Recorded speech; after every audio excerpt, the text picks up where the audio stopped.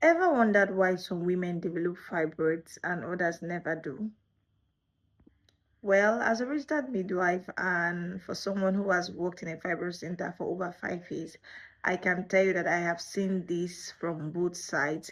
The sides of women who have been trying to conceive and those who didn't even have an idea that they had fibroid, only for them to discover that their uterus have grown to the size of like 20 weeks pregnancy.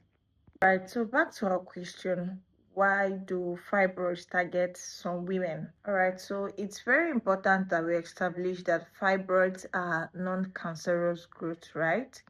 And one of the reasons why it seems as though it happens with some women or your cousins some women, it's one, genetics.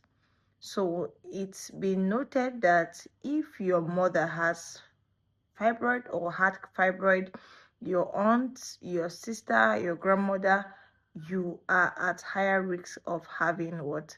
Fibroids. Number two reason is hormone. So fibroids develop in response to the female hormones estrogen and progesterone. These are the hormones that regulate your menstrual cycle as a woman. So that is why it's often would develop around your reproductive years and start to shrink after menopause. Fibroids are hormone driven.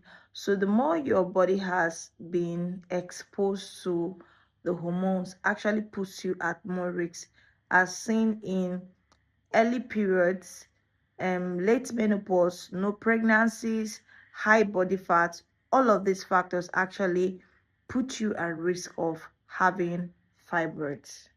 Number three is age. We need to know that fibroid becomes more common as women get older, especially within the ages of 30 to 50. Although in the course of practice, I know that I have seen women, young ladies who has been diagnosed of fibroid even from ages 25 and above. Number four is ethnicity.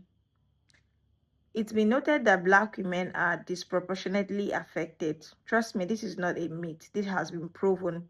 They have higher chances of having fibroid compared to women of other race. All right, so I know that a lot of Black women usually would have issues with the fourth reason, that's the ethnicity factor. But it is important that I establish that researchers are actually still checking out why this is so. But the major factor still resolves around the genetic factor and the hormonal factor.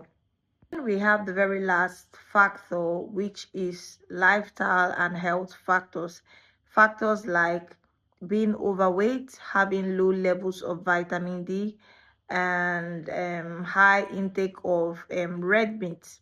This is because red meat has been associated with high levels of estrogen, right? So all of these factors actually predisposes you or puts you at a higher risk of having fibroids as a woman. Now, the important thing to note is this: having one or even several of these risk factors does not mean that you will definitely develop fibroids. No. A lot of women with fibroids actually doesn't have symptoms. They are asymptomatic. But if you're experiencing some symptoms like frequent urination, heavy flow, pelvic pain, difficulty getting pregnant, it is very important that you reach out to your healthcare provider for proper assessment. All right. Remember, knowing your risk factors will help you to seek and recognize your symptoms early and also to seek help early.